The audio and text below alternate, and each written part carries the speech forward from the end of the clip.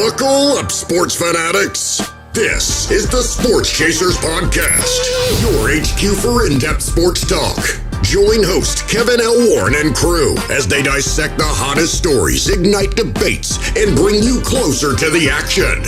From locker room whispers to expert takes, we cover it all.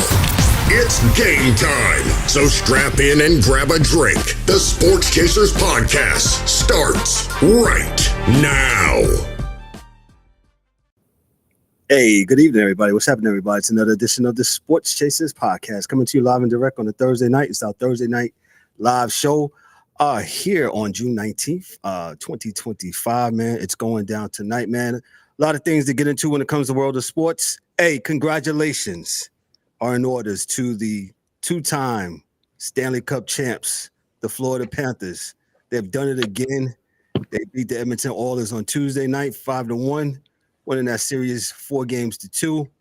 And shout out to the Panthers, man. They have done it again. And guess what? The Stanley Cup has not left the state of Florida since 2000. Between the Panthers and the Lightning, hey, the state of Florida is hockey mecca.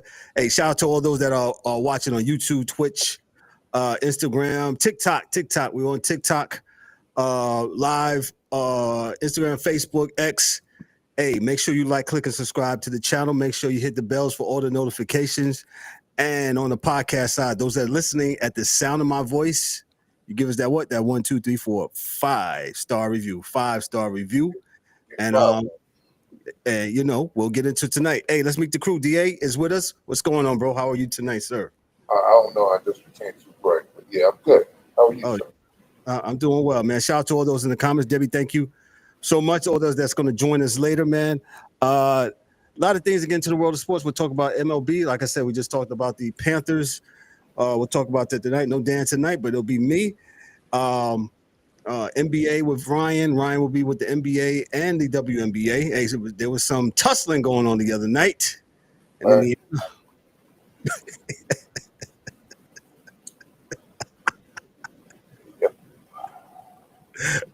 Ryan will talk about that this evening, man. So we'll talk about that, and we'll talk about some other things when it comes to the world of sports, man. But I'm just glad to be here tonight. And let's go to the world of sports, man. Hey, as I laugh diabolically. Well, let me just start off with this first. I'll start with this first. Shout out to the LA Dodgers. And I got my traffic shirt on. Shout out to Dan Patrick. That's his shirt, man. Hey, speaking of shirts, make sure you go to sportschaserspodcast.net, click on merchandise and affiliates. Yes, sir. Get that. Go get that. You talk about quality stuff with our logo and stuff on there. We got it. Everything you wanted, like a T-shirt, cap, it's on there. Windbreaker. Jackets, yeah. Jackets, it's on there. It's get it, support us. And we appreciate and love you for it, man. So let's get into the world of sports as I talk about LA. And the LA Lakers have been sold. And this is from Yahoo Sports. Mark Walter, he bought the LA Lakers. He's already had interest. He already had a 20% interest of the Lakers, Dodgers, and the Sparks, and several other major sports assets. He is an investment icon. He's the head of Guggenheim Partners with a $325 billion money. They got money. Here's some of the things that we are expected to change. The shift would transfer majority stake, but the day-to-day leadership operations for all my Laker fans that are in waiting for you know who to leave. This doesn't bode well for you. Jeanie Buss still remains she's in charge. Why this matters? It doesn't matter because she's going to be in charge, man. So the operational impact, it's going to be minimal. And this expands on Walter's influence. Like I said, he already owns controlling interests of the Dodgers. And, you know, he doesn't have to do really much anything when it comes to this on as far as the Lakers. DA, your thoughts on this sale of the Lakers? Rich people spending money. That's about all. Until he's the owner that makes a decision. And I'm not mad at him for not doing that. That's a great thing if you don't too. But for me, it's basically, as you said, it's a business deal that was made. Yeah, spending some money on the Lakers. I don't think it'll change anything. I doubt it. Yeah, the final sale was $10 billion. Mark Walter, he has bought the Dodgers for, and it's just what it is. And the Dodgers, the Lakers. I keep saying the Dodgers because I got on the Dodger hat. I guess the Lakers, nothing really changes. Nothing stays the same. And Laker fans, I guess you just got more money to spend. And he'll spend it. Look at the Dodgers. Look what he's done with the Dodgers. You're mute, DA. There is a salary cap, so he only has a certain amount he can spend. So with that said, can't spend no more money. Definitely not on them old fools. But No. he may. I got no more to say about this. It's not even, that's it. Shout out to all those in the comments. Appreciate y'all in the comments, man. Like I said, we got a lot to talk about tonight when it comes to the world of sports. So we talked about the Lakers and their sale, but let me get to my next story. My next story here. We're starting a new thing tonight where we have the Sports Chasers bites, little sound bites that we'll feature here on the show every now and again because we can't actually show the real video because of copyright things. So we got to be creative and give you a little sound bite. And I'll give you some context to it. Shout out to my main man, not my main man, but there was a gentleman on the YouTube, and he kind of inspired this today. I was off from the regular gig, and he kind of inspired me today. He said I was very readable. I would like to pull that up later, man. This is almost like the mean tweets on what's that show, DA, when they had the mean tweets? Oh, yeah, that was on ESPN. Mean tweets. Yeah, that was funny. So, I've been getting the mean YouTube readings and TikTok readings, and I think it's actually funny. Keep it coming. Guys were saying, let's go. Guys say they can't read. And my man, about 12 hours ago, said I was very readable, man. And he was talking about in context how I was reading some of the information from the Stanley Cup Game 5. And like I said, Dan is not with us tonight, or was he with last night? But I told the gentleman in context, hey, make sure you are in context. I never said I was the expert. I just was giving you the information because that was fair. Because our main man, Dan the hockey dude, he was with us that night. So again, I'll reiterate, I am not the hockey guru. I understand hockey, I know hockey, but I am no means the hockey guru. With that said, let me get to tonight's Sports Chasers sound bites here, and then we'll go into the discussion. Here we go. It's funny, I don't know why it's discussed so much in our sport and why it's the A-all, B-all of everything. You sit here and tell me, Allen Iverson and Charles Barkley and Steve Nash, are fucking wasn't unbelievable. Like, oh, they can't be talked about or discussed with these guys is because this guy won 1 ring or won 2 rings or won, like, it's just weird to me. It's like saying Peyton Manning can't be in the same room with Brady or Mahomes because he only has 1 ring. They don't never discuss that in their sport. Right. Or telling me that Dan Marino is not the greatest slinger of all time, or he can't be in the room with those guys because he didn't win a championship. They don't discuss those things, I don't know. Did Barry Bonds win a World Series? I don't think so. I don't think so. Barry Bonds never won a World Series. So. You can't sit here and tell me that he's not the greatest baseball player to ever touch a bat. I mean, Jerry West, I think, went to like 9 straight NBA finals. Right. And, the logo. And was only able to win 1. Right. And he's the logo of our league.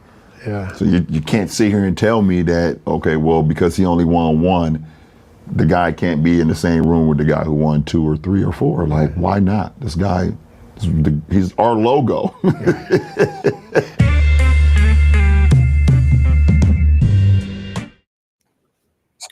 DA, I'll let you get first dibs on this one. Let me formulate what I'm about to say, because I'm not going to curse. Mama Venice, thank you for being here. It would have been really, really bad had you not been here. Okay, so what I saw and what I believe is happening is this gentleman, Mr. James, would like to change the narrative. I would like to go into a quick history lesson where in football, Dan Marino, matter of fact, I'm going to scratch all that. No one said these guys weren't great, okay?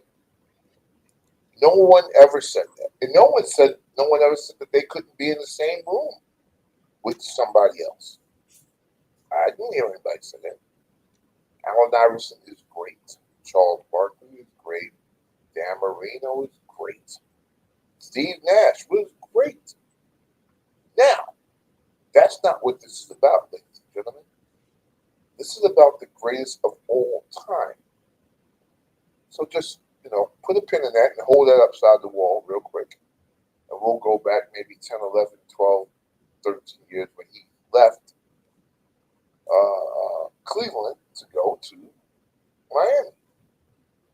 He said, when they asked about titles, not one, not two, not three, not four, not five, not 6, 7. The reason he said 7 was because Mike had 6. And not only did he say that, he was with Dwayne Wade and Chris Bosh on stage. As Cat Williams says, I can see you. I am watching you say this. And then a few years later, when he won the championship in Cleveland, he said, that one there made me the greatest of all time. Now, to go back to that GOAT comment, understand when they counted off to 7, they weren't talking about 7 sandwiches or 7 bicycles. They were talking about 7 championships they were going to deliver to the city of Miami. And when you win championships, you get rings. So he cared about it then, but now he's wondering why people care about it today. Well, it's because you don't have 6. And you're trying to change the narrative and tell us, hey, these things don't matter. It's just basketball. But there's a score. And since there's a score, there's a winner and a loser. And the team or individual that wins the last game in the season is the champion. Like Florida won the last game of the hockey Stanley Cup championship, and they are the champions. That's what winning gets you. So I thought it was the people that win the regular season. I thought they was champs. No.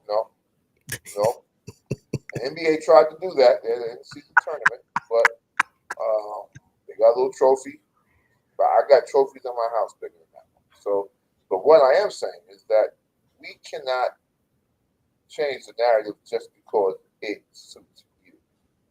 The reality is, this is what it is. When you came into the league, this is what it was. You were with this program. You said you wanted to leave Cleveland to get rings. You said, I didn't say that. You said you were the greatest of all time. Michael Jordan still hasn't called himself the greatest of all time. Folks, see the difference. That's all. I'm not mad. It's just, it doesn't matter. I'm old enough to know that when someone is changing the narrative, why they're changing the narrative. And, he did the same thing with his son. He said on Twitter before his son was even in the league, he was in high school. He said, oh, man, my son's better than these dudes that's in the league right now. You said it. He got that Fred Flintstone foot and mouth disease because he continues to put his foot in his own mouth. And I'm done. But he's a good guy. God bless him. What you do, brother? Listen, like you said, man, I don't have no animosity against him or nothing like that, but he continues. LeBron James, he continues. First of all, him saying this during the finals, just again, I just think this guy has zero self awareness when it comes to some of this stuff. And him saying this during the finals, he knows that he's going to attract a lot of traffic to him, and you know, as far as when he says something, because he's a polarizing individual, he's a polarizing superstar, right? And I'm gonna slow it down too. A lot of people, a lot of you Stanford will say, I hate this guy. I don't hate him. No, not at all. I think he's a great player. I do. Do I think he's the greatest of all time? I don't. My New York City public education, PS 119, PS 346, tells me 6 is greater than 4. Really 3, because I don't really count the bubble championship. But JHS 240, Andrews Huddy, and Lafayette High School. They always told me 6 is greater than 4. And him saying that it's weird and stuff like that is very disingenuous, and it's just him trying to change the narrative because he knows he's no longer going to catch 6. And had he, some people want to blame the media. They want to blame Skip Bayless and Stephen A. Smith for, setting this up or whatever the case may be. But at the end of the day, man, him and his camp made a choice. And they started all of this, Mike minded his business. And, and they started dissing, him and some of his players from this generation started just really disrespecting people from other generations, which is wrong. Mike never did that stuff. They heralded the people that came before them. That's a flex. Instead of you just saying, well, they're just plumbers. That's why I call JJ Redick, tongue in cheek, I call him the Red Auerbach of this generation, even though I know he's not. But that's my line for him, because that was very disrespectful, what he said. And Steve Nash, bro, you got to offer some pushback with that, man. I mean, I don't understand, man. And that's part of the problem I have now with today's media, where dudes clutch checks.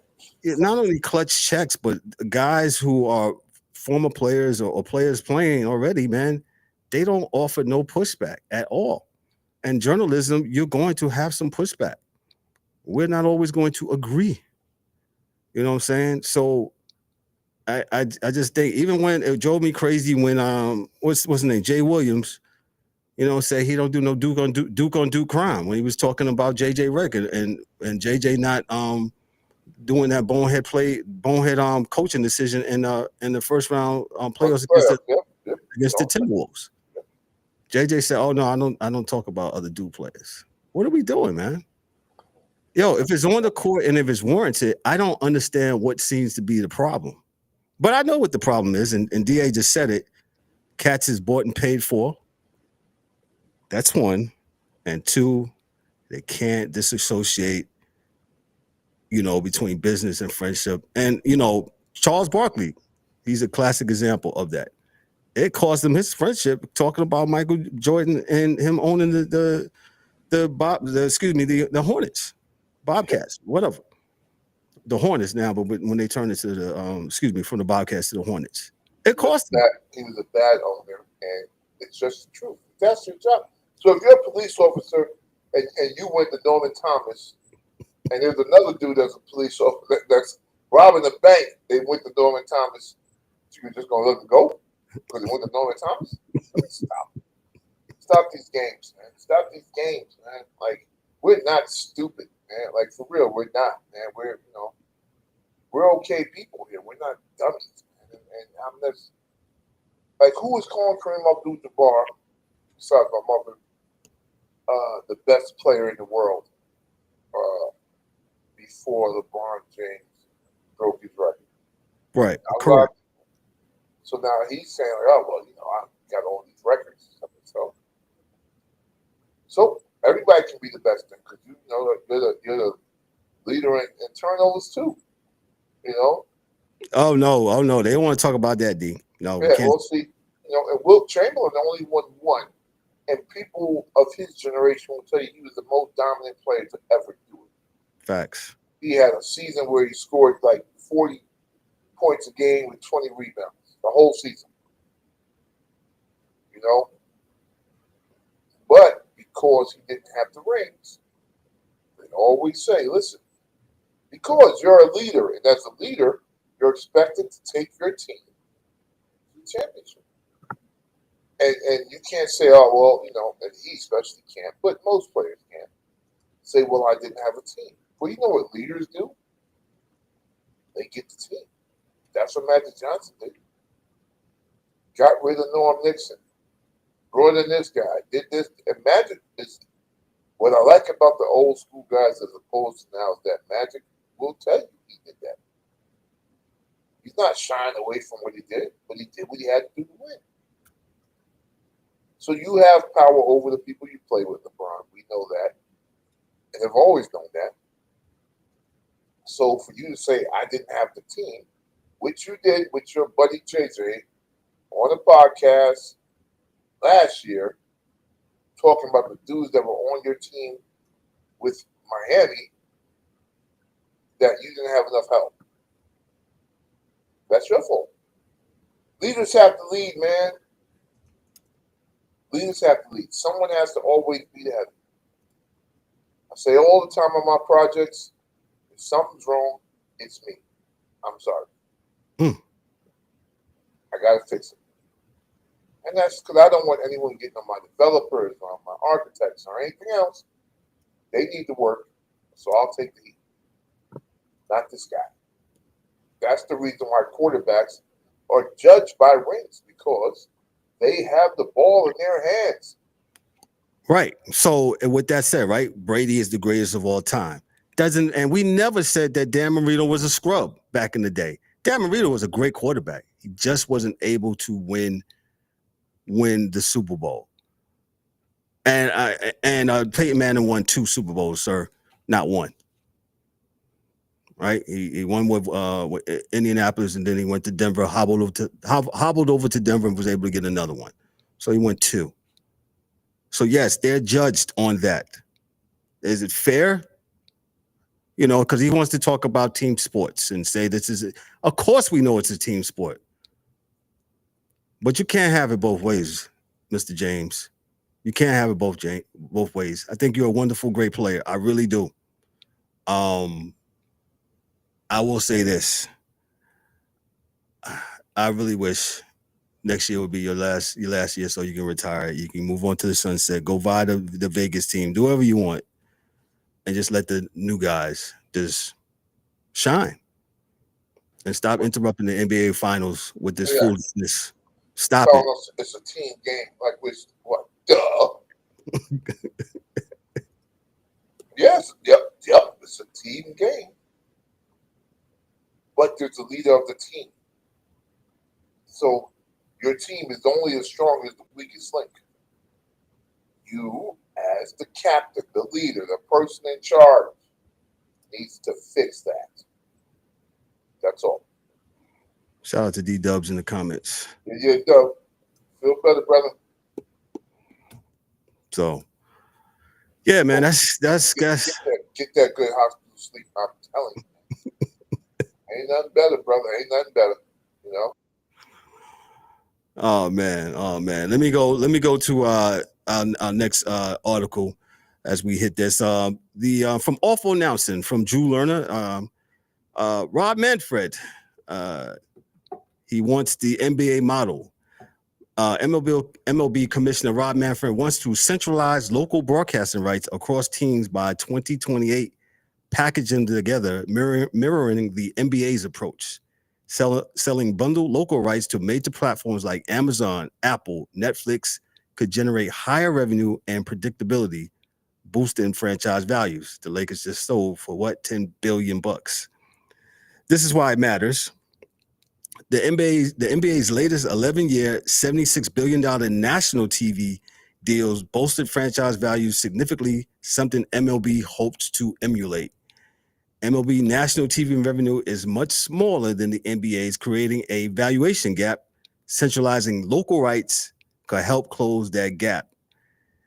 This is Manfred's motivation. He says, as commissioner, his priority is increasing overall revenue. We know that. And overall profits. We definitely know that. So his highest valuations comes when teams are sold. And some of the predictability media income equals higher team valuations. Hence, focusing on unified right deals aligns with ownership interests. MLB has faced setbacks in national deals, notably last with ESPN's $550 million exit, exposing the fragility of its current fragmented rights structure. Comparably, NBA strategy, the NBA has successfully implemented centralized local and national TV deals, delivering record valuations and steady media growth. MLB's goal moves from a patchwork of streaming and local network deals to a comprehensive one-stop platform by 2028, presenting an attractive package to big tech and broadcast entities. So they want to start with a robust, punchy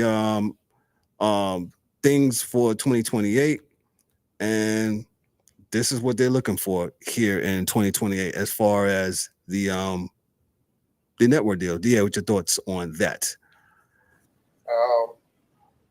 I'm not saying it's a bad idea, but you got to do a root cause, in my opinion, to see why it's, as he says, it's difficult to bring this together for the MLB and not for the NBA. Right. And I think before you dive headfirst into any monetary contract, you got to see why. You'll get the same results. You're just throwing money at it. It doesn't mean that people are going to watch. What you're saying is that you want to get people. What you're doing is you're saying you want it to be that you don't care if people watch, as long as there's a TV deal in place and you get paid. And that's what bringing that natural, that conglomerate of individuals to the party is him saying, look, I don't care if people are actually watching baseball. I just want us to get paid from that TV deal. That's all. And being able to push the games out to Netflix and Amazon and the reality is, I'm not sure why Manfred wants to do that now, because I don't believe there's proof that it works. I don't believe that people are. Last year, people complained all over the place about the Netflix thing. You got to go to Amazon for this game, and now you got to turn in for this game. People were not necessarily happy about that. So with that being said, I don't know if Manfred is jumping the gun with this, because I'm not sure it works. And I'm not sure it's going to be accepted by everyone. So, but hey, he doesn't really care. He just wants to sell the game home. So I guess it's weird, right? So we're going to have a series on Amazon, and the next series is going to be on Netflix. And then we're going to have some games on Peacock. And then, I'm really not sure how a fan is supposed to keep up with this crap.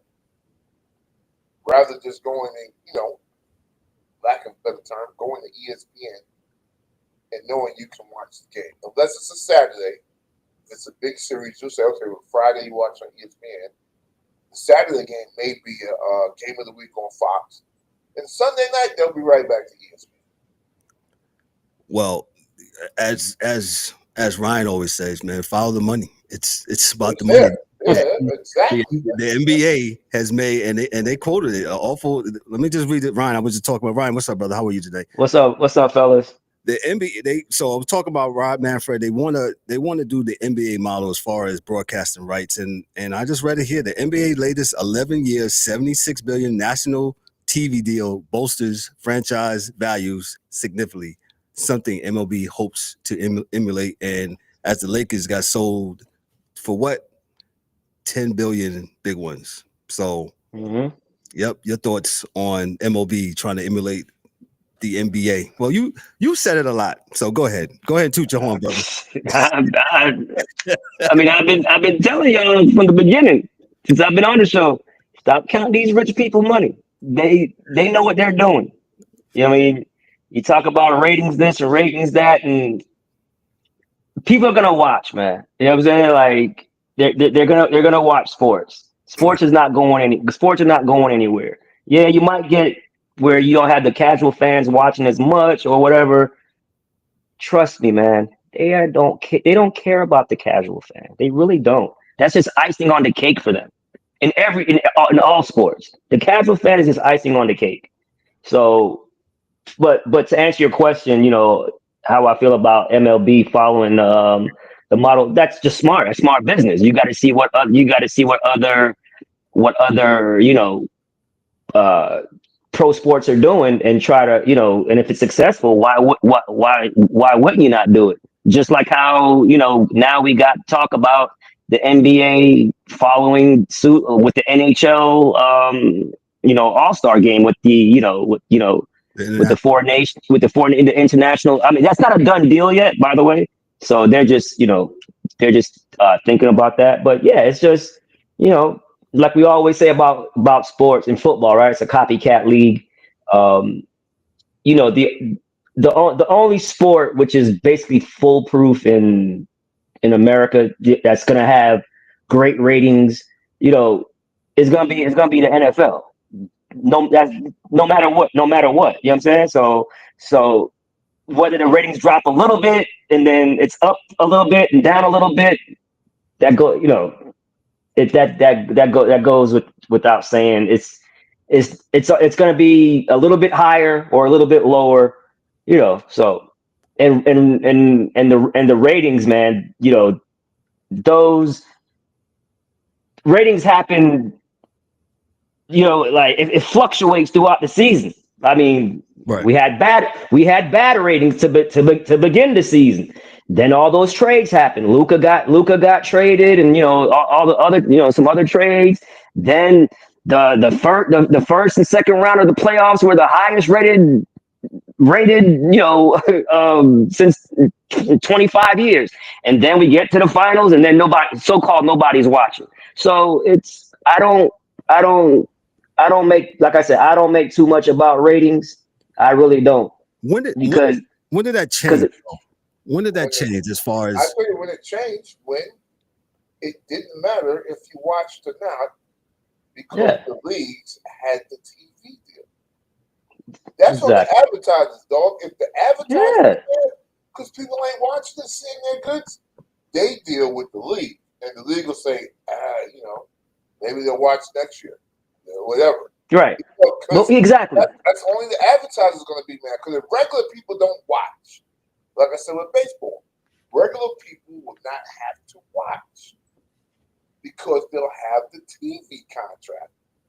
And it don't matter then because you got money in your pockets now.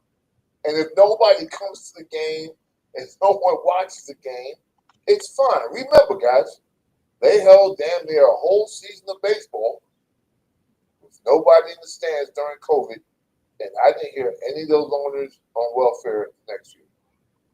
So, no food stamps, nothing. No witness. Right. Didn't see a damn thing. Right. Sports are just a staple in America, man. And all over the world. It's sports are not going anywhere. You know what I'm saying? Like, that's why I don't understand why people make such a big deal about this rating and this and that. Did they sign a deal? You know what I'm saying? The NBA signed that 70 plus something $1 billion deal. So that tells you their ratings are just fine. Because if it wasn't, they wouldn't do it. Where else are the people gonna put their ads and stuff? There's only so many sports. It's football, it's baseball, it's basketball, those hockey, college football. You know what I mean? So you got to put your marketing dollars somewhere, and it's always going to be that. That's why I never paid much attention to it at all. I really didn't. Ryan, is it on? Let me give him some applause. Yeah. It's either you love the game or you don't. You know what I'm saying? You love watching the games or you don't. Like does narratives make other people come in and watch? Of course. We see it in the WNBA with Caitlin. Certain narratives bring casual fans to the sport. Same thing with football. I remember when the whole thing with Colin Kaepernick. Oh, we're not gonna watch football ever again because he was taking the knee on social justice and what have you. You know what I'm saying? They come right back. So And they ain't going nowhere. it's not going anywhere. You know what I'm saying? Not going anywhere. So yeah, you're gonna have anybody can fix data, right? And make the data work for their narrative. It's so the smart people know what they're doing. So when they sign, I remember when ESPN, when TNT, ESPN signed the NBA, but they were losing Major League Baseball. People were like, oh, they're losing Major League Baseball. I'm like, they ain't losing. I mean, they don't. They rather give it to somebody else. Let them deal with it. They don't care because it's not. They don't care. And as I can see from this article, baseball is going to be fine anyway because they're going to find the Netflixes, the Apples. They're already on Apple. Of course. To do this because of the streaming service. So things have changed. This is not the 70s and 80s where, the Nielsen rating and that really counted. Nah, this is global. It's a global game now. Now, what I am thinking is a lot of baseball games. So it'd be a weird thing to me to see how they're streaming baseball because it's like, why? Right. Like, why would I watch a game stream? Even if it's my favorite team. Only way you could do that is, make the World Series or the playoffs. You got to stream it. You can't watch it on regular TV, and that's not going to happen. At least not for the next 2 years. I mean, it could happen. Yeah, and right. And let me tell you why streaming is big, because streaming, anybody can stream it. You can get the international audience. You know what I'm saying? If you only have it on cable and this, so now that's why I got to give a shout out to the great David Stern. He knew what he was doing, making the NBA an international global game. And now you see the NFL trying to follow what the NBA is doing, getting more games overseas. Talking about maybe possibly getting a team over there. They're just teasing you with that because they want to tap into another market. Well, the good thing with streaming too, Ryan, like you said, is and I hate streaming. Hate it. But everybody in the world, electrical and their infrastructure is not the same. So you can stream easier than have a cable box or a satellite dish, or you can stream on your phone. And this is why people want to get into it because you can stream from anywhere. Yeah. Anywhere in the world. You don't have to have any infrastructure around you. Exactly. Into your phone. So the guys in the DR that maybe don't have this or have that, or Venezuela don't have this, they can stream the game on their phone. Yeah. They can watch Aaron Judge hit it out the park. They can watch Pete Alonso. They can watch Altuve. They can do whatever they want to do. Streaming. Because you don't have to worry about the game being on TV. And that's why all the cable companies now are getting rid of all the old boxes. They don't need no boxes. They don't want all that stuff. It's just, hey, they can care less if it's a 10-second delay. Oh, no, they don't care. I do though. I hate that shit. I know. I don't care. I just listen here. One thing. I got this satellite right in the backyard. I'm selling that joint for $500 at DirecTV. Mm-hmm. You need that satellite to watch your TV. I mean, when they took that thing out, when they took the plugs out and the TV still worked, I felt like a donkey in one of those Bugs Bunny cartoons. I was like, wow, y'all just ganked me for the last 5 years. Y'all better leave before I go get my gun. Like, and leave right now. Leave. Right and the streaming killed one industry of cable TV, and that was a dish. Yeah. You don't need no dish. You didn't need no damn dish then. That's what I'm saying. But to get overseas, the dish was that was the ish, man. You got the dish, you got the ish. It was a lie. Damn. Yo, man. Good. But Ryan, like I said, I got to give Ryan credit. Ryan absolutely has been saying it since he's been on the show. We've been a little bit hard headed. I admit it, and I kind of seen the light when I saw this today. I was like, well, I'll be damned. No, that's just the media, the narrative media shows us that But also too, and like I said, I've been preaching this whole time on here in the text message, man. These finals are good. If you're going to watch basketball, you're going to watch it. If you're going to watch the NHL Stanley Cup, you're going to watch it, man. Don't, like Ryan said, there's narratives out there saying the Raiders, and they are down for whatever reason. But like you said, people fix data for whatever they mean to fix data. That's what statistics are for. Yeah, so statistics are to make the point.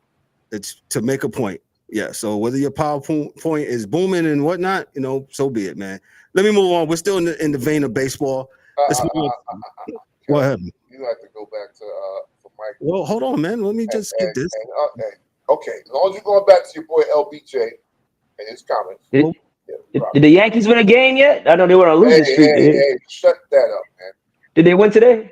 They won today. Yes, they won today. Oh, good. Okay, they won today. They snapped. We lost 6. And we're right back where we need to be now. That's all. I hope. There you go. Okay, well, you know what? Since DA interrupted me, I'm just gonna go back. I love you, Kevin. But we just gotta get past this, man. Ryan, I'm pretty sure you heard what the King, LeBron James, said about this ring culture. Could you just elaborate? What is your thoughts on that? On the what culture? The what? The ring culture. Yeah, I know you heard it. Oh yeah, I understand what he's saying. Just because you don't win a ring don't mean you're not a great player. I mean, I always said that too. Is Charles Barkley not a great player? Correct. Patrick Ewing not a great player? I mean, so what he's saying, is factual. Nobody ever said that, though. No one ever said this guy wasn't great. No, but I understand. But what happens is when you start talking about them, right? I understand it's like a tiebreaker. Well, this guy's better than him because he has more rings or what have you, right? Like, a player a power forward might have more rings than Charles Barkley, but is he better than Charles Barkley? Is Rasheed Wallace better than Charles Barkley? No, he has a ring. You know what I'm saying? No, right. He's the ultimate role player. You know what I'm saying? So everybody's not gonna win, man. All the stars are not going to win. So yeah, I don't even. I mean, I understand why he brought it up, and I understand his point, but he doesn't have to defend it. You know what I'm saying? Like we all know, that those guys are great players, and so. But I didn't really care too much, positive or negative, about the statement. To be honest with you, I'm like. Because what he said made sense, and I understand what he's saying, and I understand, the negative parts about it, because whatever he says is going to move the needle. That's just who he is. That's what he moves the needle. Period. You can hate him all you want. The man moves the needle. Yep. People care what he says, and why is he saying it, and things of that nature, and I heard other people saying, well, if it was somebody else, say a Kobe that he was talking to instead of a Steve Nash, he wouldn't even talk like that. You know what I'm saying? So, he wouldn't even. That's ridiculous because we won't even know. I mean, he's in front of Steve Nash. That's crazy to think that somebody would say that. But people can say whatever when they want, and I agree with you on this. He's a polarizing figure, and he moves the needle. And whatever he says, if he says his toe hurts, it's right. Going to move the needle. That's just what. But I understand. But I understand why people say stuff like that, right? Because, like, for instance, you talk about the late great Kobe Bryant. Like Kobe it's all about the rings and rings and rings. But then he was all about himself too. He was selfish too. You know what I'm saying? Like. If him and Shaq stayed together longer, they probably would have won more championships. But he was selfish in a way, and he admitted that. You know what I'm saying? Like, so. I think all those greats like that are all selfish. in the way. Yeah, there's got to be a level of selfishness. Absolutely, absolutely. Singularly focused on winning the chip. And I'm gonna let Michael say his, and then I'll tell you what my problem was with what LeBron said once Michael gives his point up here. So go ahead, Michael. He may give the point. Well, first thing I'm gonna say is LeBron really got some audacity sometimes. He really do things and say things contradictory to the things he's already done and said.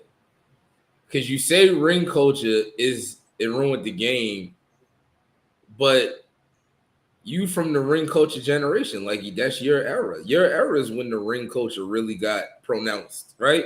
And then you wouldn't have made the move you made. Not one. If ring culture wasn't prevalent, right? Like if it didn't matter, or if you really felt the way you did, you wouldn't have made those moves you made in the past. But we all prisoners of the moment. It happens sometimes. Personally, I think rings matter, but I feel like some rings way more than other rings. And I feel like some people were in the side car while somebody else was doing the heavy lifting. And that's not just with any one team or LeBron James. That's with any championship. So I think rings matter, but I don't think they're the end all be all. And LeBron is just wild sometimes for the things he said in the moments he picked to say these things. Because why are you having this conversation now and the playoffs ain't even ended yet? Why not let that happen, let that breathe and then? So it's just real interesting. And it's always around this time of year he got something interesting to say when stuff be going on. Go ahead, Ryan. Because like I said, LeBron's smart, man. He's smart. He knows when to say. He knows when to talk. He knows when to shut up. So he is smart because we're here talking about it. You know what I'm saying? And he's smart. No doubt. And you know what? This you guys saying it has changed my mind to the point where I really don't care that much. But I'm telling you, he got some audacity. But you can't do the not one, not two, not three, not four, not five thing. He wasn't talking about sandwiches. He was talking about championships, right? And then get here now, but it don't matter about the championships. That doesn't matter. But you can't do that, Ryan. You can't do that. Right. I get it, but I understand what he meant, right? And I understand what he meant on when in 2010 when he went to Miami. Yes. And he said at a freaking pep rally, basically, because I remember it. Yeah, I mean, but listen, a lot of great players switch teams and try to win chips, man. I don't have a problem with that, right? That's what I'm doing. That's all. Right, like talking around, it's like, yo, we're nice, but I'm going over here to get these rings. He said it, and I respect you if you're saying this is what I'm doing. Now, I got no problem with him saying what he said a few days ago either, because I believe he's right? But I don't really remember a lot of people saying, Alan, my thing is that what he's doing, and I believe, is trying to confuse people by putting two words out there, right? So he say, it's not that they're not great. This was not great. No one never said they weren't great. We're talking about, for you, in this conversation, you changing the narrative of the greatest of all time conversation. Because that's where people, I'm not saying everyone, like Mike says, I don't think it's the end all to be all too. But then when it comes to that greatest of all time conversation, that's where rings matter. To most folks, I'm not saying you, Ryan, because you may not feel that way, but you understand that is the prevailing feeling in sports. Like, you got 5 rings because they expect it's add to your resume. Yes, and they expect the leader of the team, not every game, because you can see this now in this championship, which is a great example. But so SGA is not leading them every game. But he is the leader of the team, and a high tide floats all the boats. So he may be, does that be the MVP of the series? but he takes his team to that chip doing something, right? He lifts them to that championship, right? Because that's what leaders are supposed to do. Period. Point blank, period, right? So if it happens, it happens. If it doesn't happen, it doesn't happen. But the reality is they do keep score, LeBron, right? And in every sport, just give you an example of the other night, the team that scores the most points in the last game of the season is the champion. That's why you play. And it's very hard for a dude that talked about winning championships, being the best, doing that, doing this, doing that, to now say, it's just a game. We just playing. You don't. You don't have. Not saying that. You don't have. You don't have to get a ring, championship rings, because no one is ever confusing Michael Jordan and Allen Iverson. No one said Allen Iverson is not great. He's very great, actually. I don't think he gets discounted because he didn't win the chip, because there's context around it. People that understand the sport understand that Iverson did not have a team at all. Actually, I disagree with that. I disagree with you. They had the best defensive team around him. He had a team. We can argue about that. What I'm saying is that people give him more credit for the Herculean efforts he put in to get to that point. He had a great defensive team. And I remember watching on Gilbert Arenas' podcast. You know what they said? Because, Brandon, somebody he's better than Iverson, he can do is do that, right? He said, yo, listen, dog.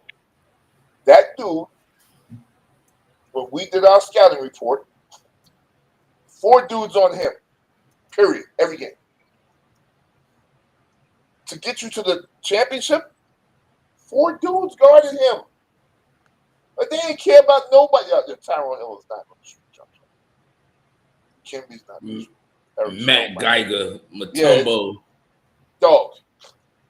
Right. He took that team to a championship, dog. That's crazy. They were a defensive team. The defense took them to a championship also. So it's not just offense. But it's not just offense. They were a great defensive team. So it's not just offense. You guys preach to me every single day about defense, and competing. And I understand what you're saying. But what I'm saying to you is, it was a great defensive team like Detroit, but they had to score some points, right? Because the winner of the game is, the team that scores the most points, and that's even if your defense was really good, didn't let them score. Right, but Iverson had to still put in 50. Yeah, but I can also say, I can also be the negative guy about Iverson. Said that he was a very inefficient player. Yeah, he took tons of shots. You can say that about Jordan. You can say about anyone. I'm not saying that. No, Jordan is very efficient. Jordan's not inefficient. Kobe ain't. Kobe, you're right. Kobe was Mr. 15 for 37. Yeah, I don't think everybody has something you can knock on them. Mike probably. I'm just saying, but you're all Michael Jordan least of all. But what I'm saying is everybody got something you can say about him. I'm just saying that his statement was disingenuous to me. Only because he's not going to catch Mike is he talking about, his rings don't matter. I don't think that was the angle he was taking with that, bro. To be honest with you. Well, see, we're gonna disagree. Yeah, I don't think that's the angle, man. It's the players like Patrick Ewing, Charles Barkley, Malone, Stockton, who kind of like gets discredited because they didn't win, and they're not on that upper echelon where they should be. But it's a team game. Like I don't think that's the angle he was coming at. Being that because Michael Jordan didn't win the most championships, he didn't. But he is the greatest of all time. That's where it gets crazy. I don't even think Michael Jordan is the greatest of all time. I don't I don't think Michael Jordan thinks he's the greatest of all time. He doesn't. And Jordan has said that plenty of times. Yeah, but the point is, when LeBron said that one there made me the greatest of all time. I didn't like that. I didn't like that either. Yeah, I didn't like that either. But that one, what? That one, what? What was he talking about? When he came back down 3-1 against Golden State, because they had the best record ever. He said they beat the Bulls record, regular season record. Dirk one ring weighs more than that ring. Case closed. Wow. There we go. Let's go. Next topic. They do. That's for me. Yeah. Let's move on. Yeah. Miami, Dallas went through the hardest fucking playoff to get there. So, yeah. Not like the 95 Rockets. Look that up. Michael Jordan ain't even play. I don't want to hear that. Michael Jordan did play. He got swept by Orlando. Don't give me that. That was 45. That wasn't the real Jordan. No, he changed his number. Yeah, halfway through after they said that you ain't the real Jordan. No. See, this is what we can't do. We can't on one end say how he's the greatest of all time. He's the best. And so if he's the greatest of all time and the best, I don't care if he ain't got no rest, or I don't care if he had no preseason. He's the greatest of all time. The greatest of all time can't get knocked out. If he's the greatest of all time, he came back, he played, he averaged 45 and damn near 40 points in the playoffs. Yep.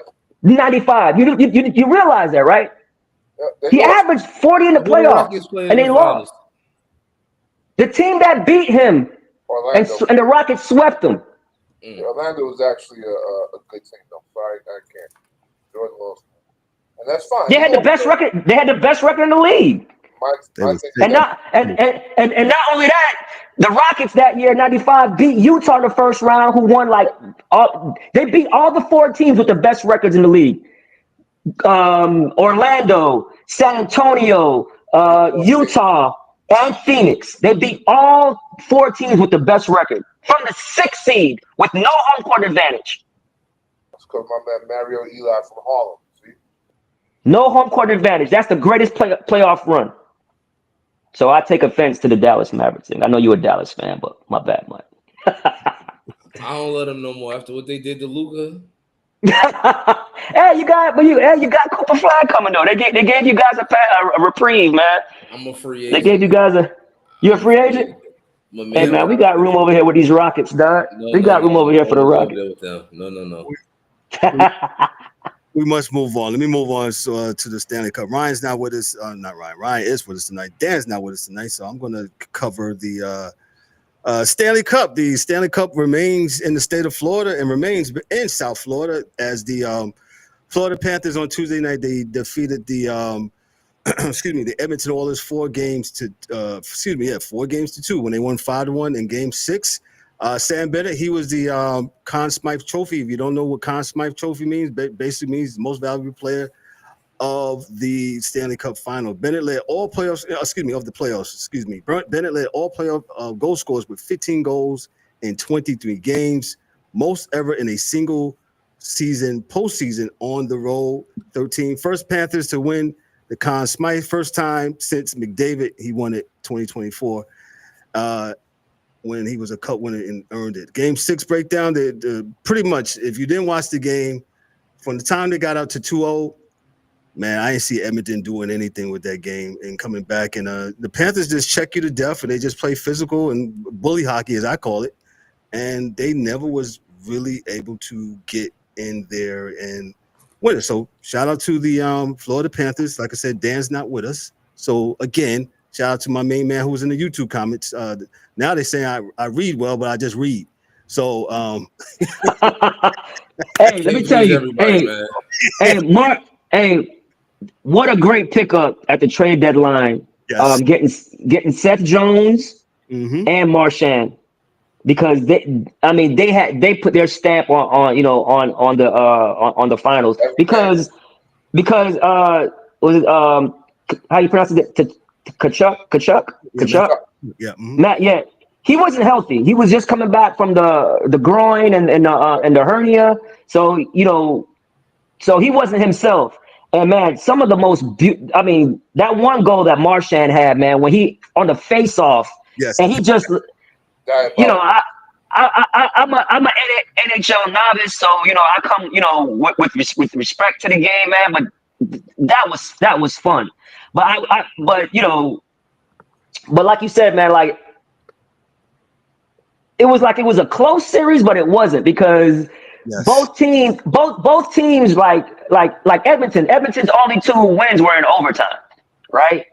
So and it was funny because both teams were leading at a point and gave up like last second goals, right, to tie it to go to overtime, and that team actually lost. So, but to see like game 5, I was shocked to see them just demolish Edmonton like that, man. But like I said, man, I don't know too much of the strategies, what goes into it with the goalies, but if you gotta be swapping out your goalies, to me, that looked like that's a losing battle because Florida ain't thinking about swapping out no goalie. They know we riding with Bob. You know what I'm saying? And but both goalies played well, and the excuse was, well, it wasn't the goalie's fault. You know, they just didn't put up much resistance. Then why you keep pulling them? And you know, I don't know. Yeah, so I just think, like I said in the beginning, as I watched the series, like you said, it was a close series, but not close. So it's kind of like a double two-edged sword. And Florida just to me, they was just more physical.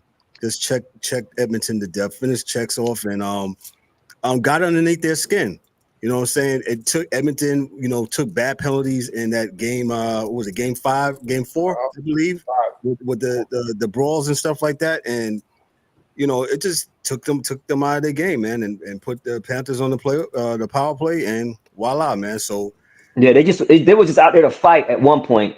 I think that was game 4. They was like they just wanted to fight, But shout out to the Panthers though, man. 'Cause I think in the first round, I forgot what they played, but they were down 0-2 and were down 2-0 at home, and then came back and won that game and then won the series. So they definitely fought through some adversity, man. And it was good. It's good to see, man. I think that was against the Toronto. Was it Toronto? Yeah. So yeah. Shout out to them. Like I said, the Stanley Cup remains in the state of Florida, hasn't left since 2020. And who would have thought some years ago when those teams got franchises back in the 90s that they would be the hockey haven, I should say. And shout out to Tampa Bay. They won their 2 in a row, and now they will be celebrating with the Stanley Cup parade on Sunday on A1A. If you don't know South Florida, that's in Fort Lauderdale, on the beach, as they did on Sunday, right? On Sunday, and they had the cup in the Atlantic Ocean. They had it at this place called the Elbow Room right on the beach, man. So they was on the beach, Fort Lauderdale Beach. Yeah, they're living it up and doing their thing, man. So salute to the Florida Panthers for a job well done this season, man. And Dan will be back to give us his wrap up. He's the hockey guru. Let me say it again. It ain't me. It ain't Ryan. It ain't none of these other two here on the panel. Dan's the man when it comes to that. I'm definitely a novice, but I love hockey, man. So shout out to Dan. It was fun. It was very, very fun series. It was exciting. Playoffs has been very good this year, man. So shout out to the NHL, man. So let's move to the other winter sport. We got Ryan with the NBA and the WNBA. Let's start with the WNBA first. Let's start with the WNBA first. Yeah. So we know the 2 undefeated teams finally took a L. Yes. The Liberty lost the game, and Minnesota Lynx lost. I watched a good game. The last one of the Commissioner Cup's game the other day with Atlanta, who was like, I told you that's my dark horse. They had the Liberty pretty much beat, man, but the Liberty came back on them. So I want to say I believe it's going to be the Liberty and Indiana for the Commissioner's Cup championship. I believe it's set.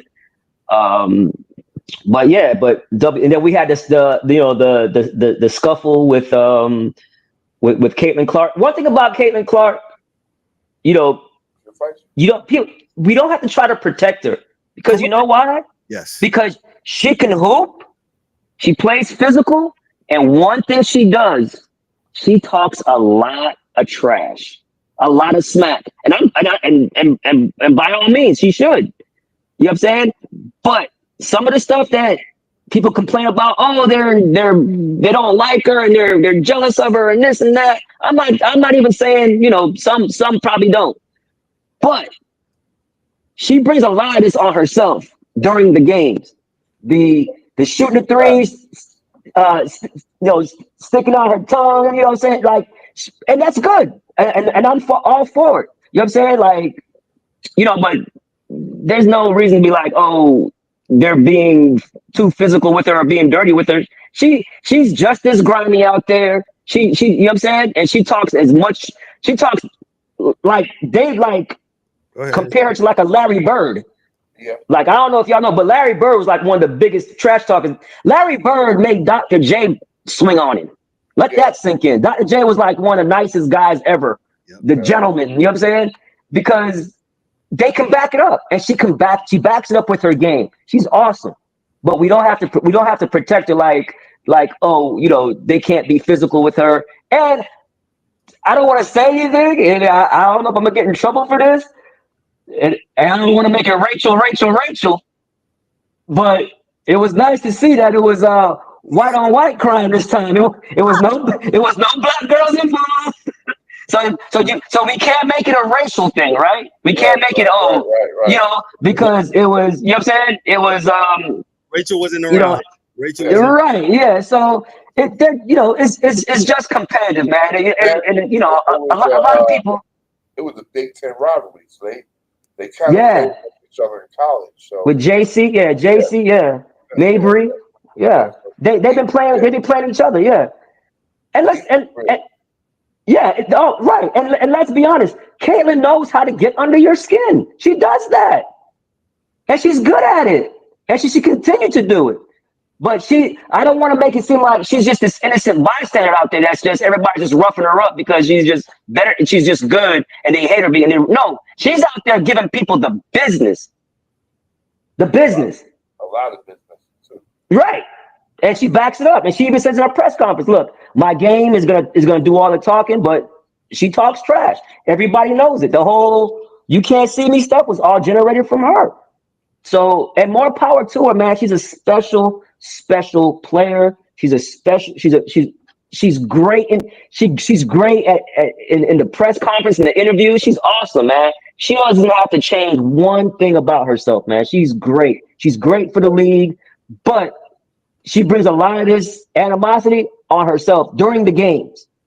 Like, because she's giving it to you, man. She's trash talking these girls. You know what I'm saying? Like, JC, like, it looked like she tried to hit her in the face. I don't know if she did it on purpose or not. I don't think it was on purpose, but she tried. And then Caitlin, pushed back, and then Mabry, another trash talker. Mabry is another trash talker. She backs it up too. Love Mabry's game. She's awesome, man. She makes big shots. She's like like hits deep threes as well. She can shoot it. She has that touch on her shot. She shoots it from deep. She doesn't play as fast as Caitlin. Doesn't have the ball handling skill or the vision, but her shot making is just like Caitlin's. Her shot making is ridiculous, man. So, and Mabry doesn't take nothing from nobody. She don't take no stuff, man. So I was happy to see that both teams, was defending their teammates, and Sophie Cunningham don't play no stuff neither.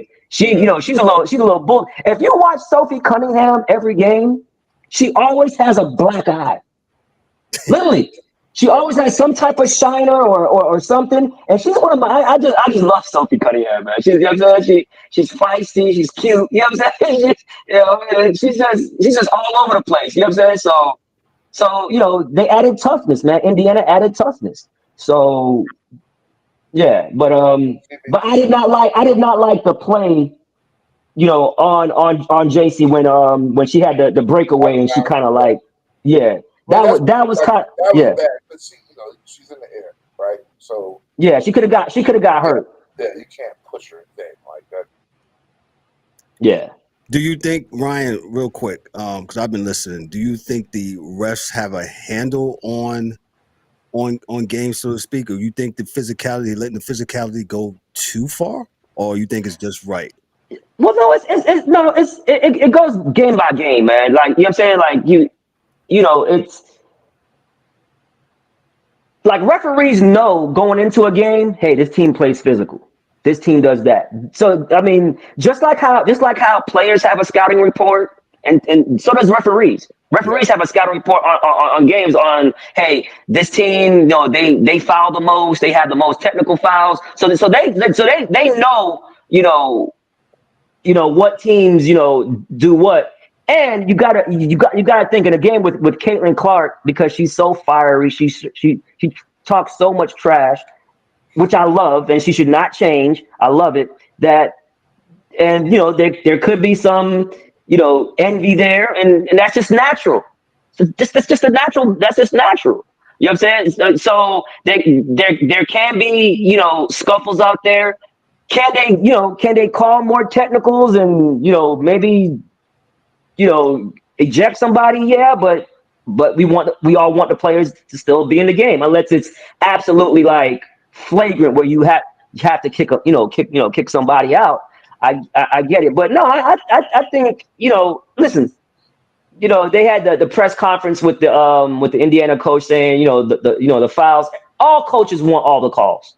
Of course, yes. They all want all the calls. You know what I'm saying? Like, do they think that they're being too physical with Caitlin? Of course. If I'm the coach and I see my player getting fouled, I want the call every time. So, but there is a fine line of you can't cross the line, but you want that physicality. And the WNBA is always going to be physical because they're not superb athletes. They're not flying through the air, and you know what I'm saying? That it's not a lot of finesse. It's a lot of under the basket game. So it's just like when we all went to play at the park. You know what I'm saying? Like, we know if you're in the air, you're not supposed to undercut nobody. So in the NBA, you have high flyers, and they just know this game is a under the rim. Yes. You know what I'm saying? Like, just a physical brand of basketball. So it goes game to game to me, Kev. Like, there are times where, look, you got to get a handle on the game and get a handle on it quick, or it could spiral out of control, and that's what we saw. But just like in baseball, right? How baseball has the rules, like we're going to govern ourselves, we're going to police ourselves. You hit our guy, we're going to hit your guy. You know what I'm saying? It's sort of like that in the WNBA in a sense. Like, they kind of govern themselves, like, so. Yeah, so I think the refereeing is fine, because to be honest with you, the WNBA needs that. They need the physicality, because they don't have the high flyers. They're not playing a finesse type of game. You have some finesse players, you know what I'm saying? Like, but yeah. Anything else with the WNBA before we move to the finals, sir? No, I'm good. I'm good with that. Gotcha. Let's move on to the finals, as OKC is up 3-2. They had commercial, and it's 24-17, 4:15 left in Indiana. Indiana's up. Your thoughts on the finals, and we'll go around the panel here. Yeah, I did. I did say. I believe I did say 7. Yeah, you did. I did say 7, and I did say, man, there's something about Indiana. I don't know, man, why. There was something about them, but obviously the Halliburton injury kind of changed a lot of things. Not saying that that's why they lost or what have you, because he's still out there. So I want to ask, let me cut you off real quick. I want to ask. No, go ahead. Do you think Rick Carlisle should have pulled him out in the second half? Your thoughts? You think? Because he wasn't. I mean, yeah, you know what I'm saying. I go ahead and let me just. I'll count. Okay. Well. I can make a case, say yes, he should have pulled him, and no, he shouldn't have pulled him. Yes, he should have pulled him because McConnell was balling. So I can say yes, he was balling.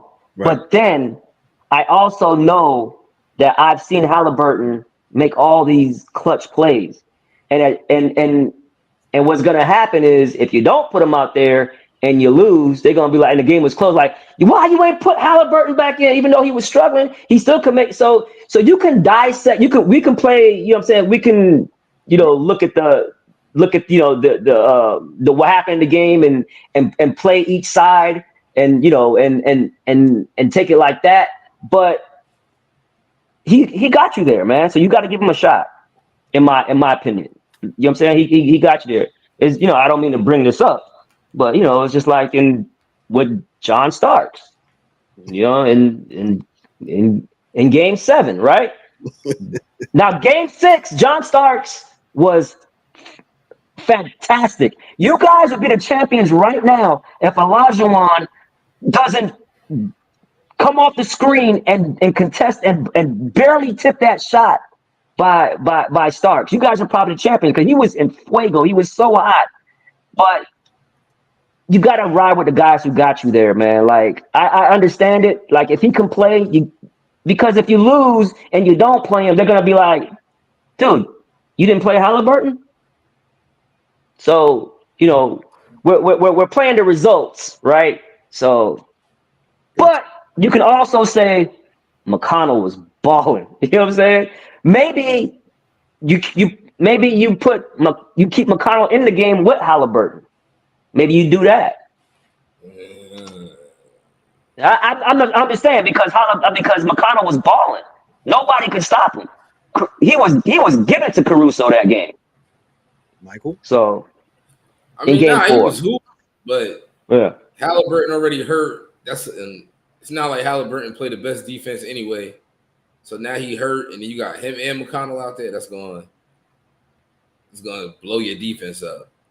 But I mean, McConnell was hot, and then Hallie got hurt, and they didn't lose by 1,000,000 points. They kept it close. They did what they do. They come back. Yeah. So, I mean, if anything, I'd have pulled them maybe 5 minutes left on the clock. All right, it's 5 minutes left in the fourth, and get you ready for the next game because it's not like it's over. If it's Game 7 or this is the closeout game, it is what it is. But Game 6, you're going back home. You got a chance. I'd have pulled him maybe 5 minutes once I knew. Like, McConnell hot, let's ride the hot hand. And Rick Carlisle don't make too many mistakes. Or hasn't made too many mistakes in these last couple playoff runs, whether in Dallas or whether here. He really hasn't made no mistakes. So he got some room, He's not going to Tibbs his way out.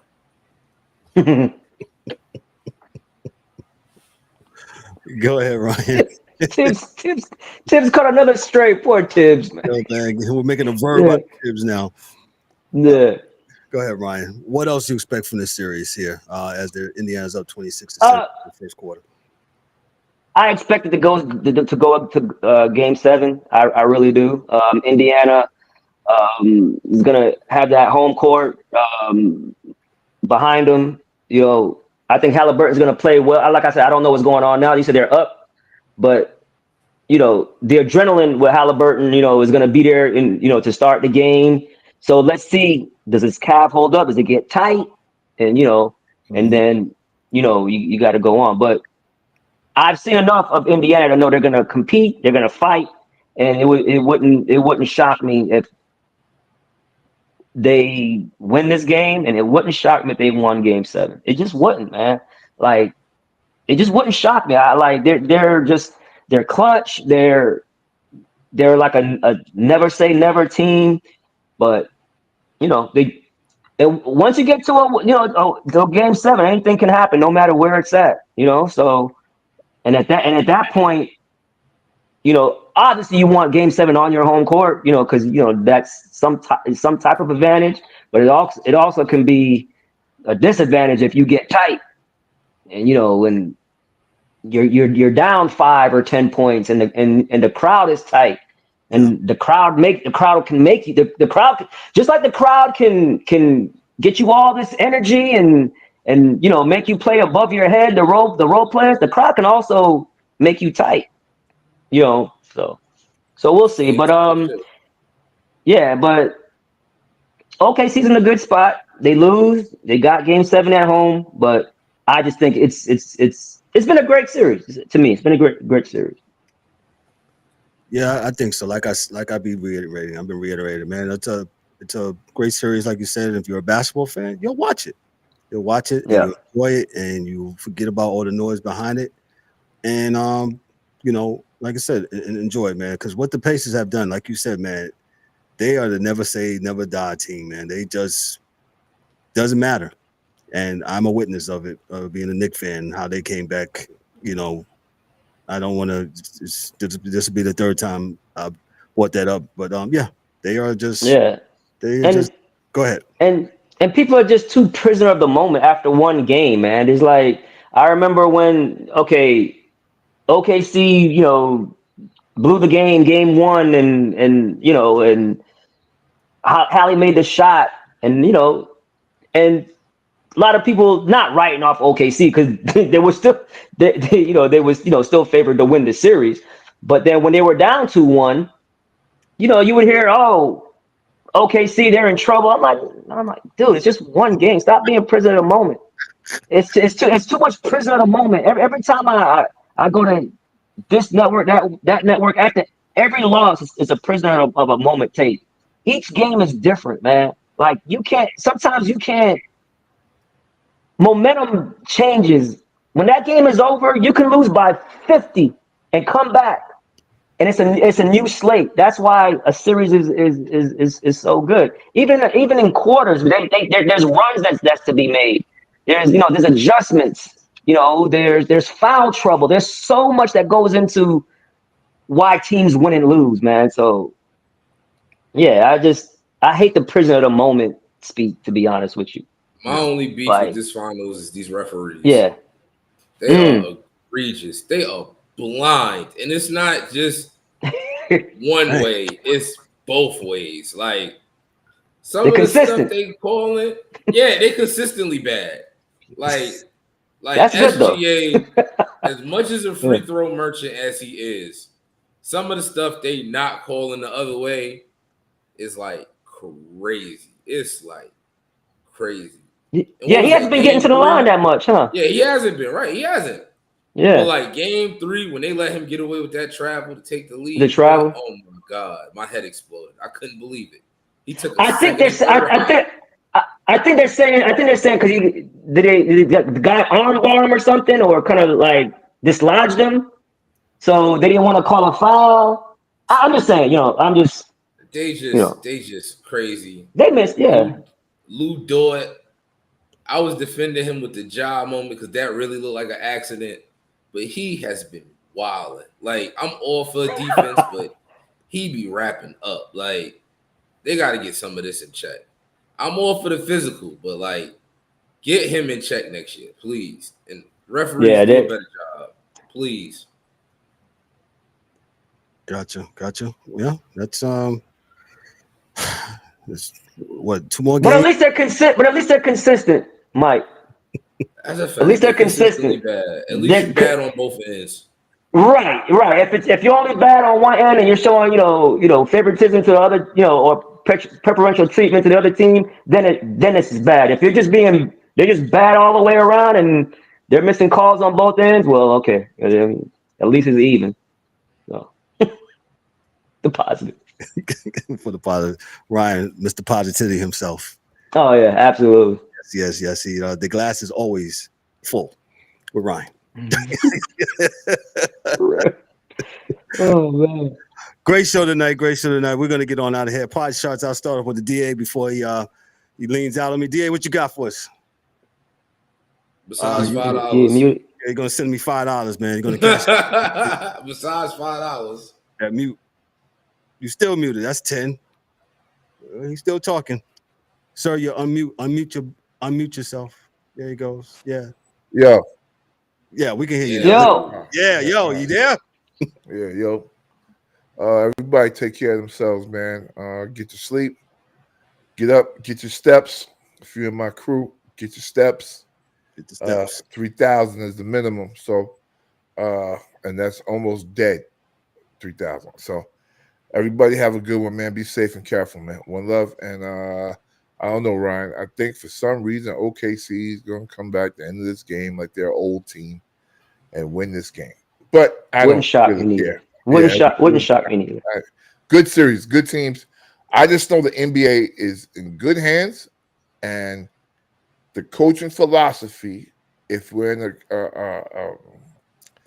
a copycat league, other coaches are going to have to start looking into their bench and not just looking down the bench, using some of those dudes that are getting paid millions of dollars. It may help you. So, no more. No less. That's me. That's me, Kev. Thank you, sir. Thank you, sir. Thank you, brother.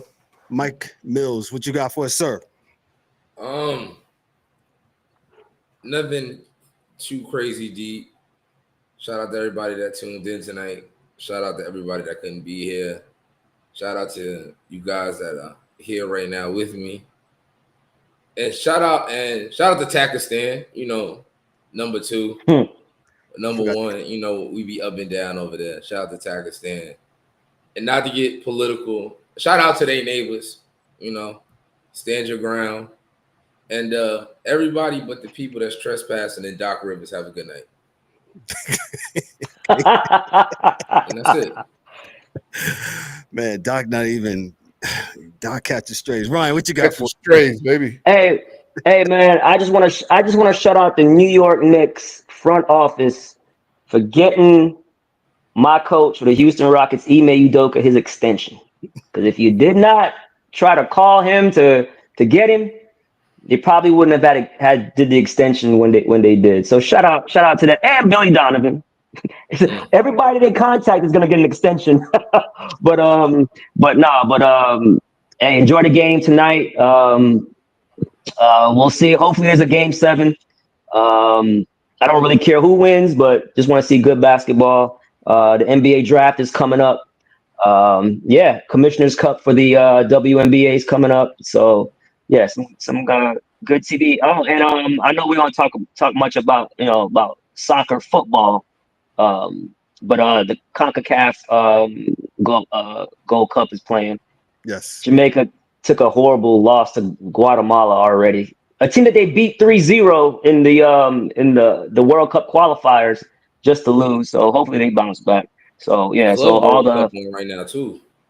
Yeah. So all the soccer football fans, those are on. Yeah, gotcha. What else? Anything else, Ryan? No, man, that's it, brother. Gotcha, man. Thank you, Ryan, so much.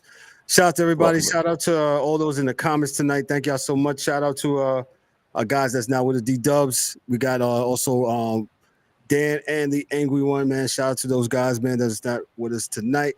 Shout out to all those that's listening to the sound of my voice on the podcasting side. Thank you for the journey. Thank you for the ride, man. Just keep riding with us because we got more things to do as we really do, man. So listen, I'm not going to belabor the point, man. Hey, make sure you like, click, and subscribe to the channel. Make sure you hit the bells for all the notifications. And on the podcast side, y'all give us that 1, 2, 3, 4, 5-star review. 5-star review. It all helps. It all helps with the algorithm, and it helps the sports chasers keep rising to the top. So listen, on behalf of myself, I'm Kevin L. Warren, for the DA, for Ryan D'Souza, for Mike Mills, for the D-Dubs in his absence, for the Angry One, James, the Angry One, and for Dan, the Hockey Dude. Yo, this is the Sports Chasers Podcast. Y'all be good, be great, be blessed, man. We'll catch you on Monday, man. Peace. Peace. That's a wrap for today's episode of the Sports Chasers Podcast. Don't forget to subscribe on YouTube and your favorite podcast platforms, and connect with us on all social media channels for exclusive content and updates. We'd also love for you to join the conversation, share your thoughts, and become part of the Sports Chasers community. And remember to tune in next time for some more real sports talk. Until then, stay frosty.